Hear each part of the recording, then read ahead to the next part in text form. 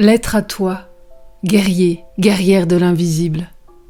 Me voici devant toi, non pas avec des réponses, des solutions toutes faites, des recettes miracles, mais juste avec une présence fragile et vulnérable. Moi aussi, je vis avec la fibromyalgie, chaque jour, chaque nuit. Parfois dans un corps lourd comme une montagne, parfois dans un esprit brumeux que j'en perds le sens de ma vie. Il m'arrive d'avoir mal, rien qu'à exister. Et pourtant, j'avance encore et encore, comme toi. On ne choisit pas ce genre de traversée. On apprend à apprivoiser ce corps abîmé.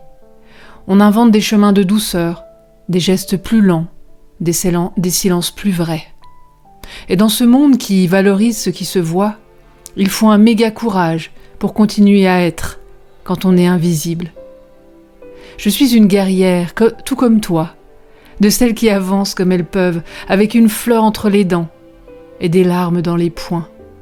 Je combats sans violence avec poésie, la tendresse comme armure, l'art comme respiration et la nature comme refuge. Et toi aussi, tu es peut-être sur ce chemin-là. Tout comme moi, tu t'accroches à cette petite lueur d'espoir et tu traverses le chaos sans faire peur aux oiseaux. Tu attends peut-être qu'on reconnaisse ta douleur, qu'on te dise enfin « Je te crois, tu as raison de te sentir comme ça, ce que tu vis est réel. » Alors, je te le dis aujourd'hui, je te le murmure avec tendresse.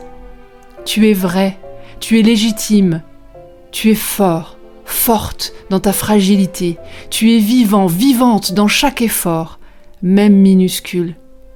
Et en même temps, je me le dis à moi-même, car j'apprends à m'aimer enfin. Aujourd'hui, je suis devenue ma priorité, à force d'oubli et de sacrifice. Et je t'invite à devenir la tienne, chaque jour davantage.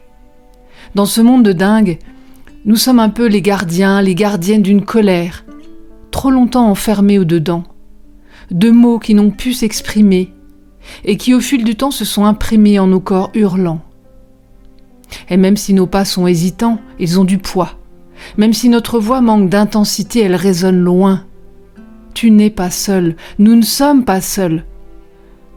Nous sommes une constellation de douleur et de lumière, et parfois, une seule étoile peut suffire à ne pas sombrer. Alors je te tends cette lettre comme une lanterne. Prends-la si le noir est trop dense, pose-la près de toi si la solitude se fait trop grande. Et souviens-toi, même les guerriers, même les guerrières ont le droit de s'asseoir, de pleurer, de se reposer. Ce n'est pas un abandon, c'est un acte d'amour pour toi-même. Ensemble, tout reste possible, avec toute ma tendresse.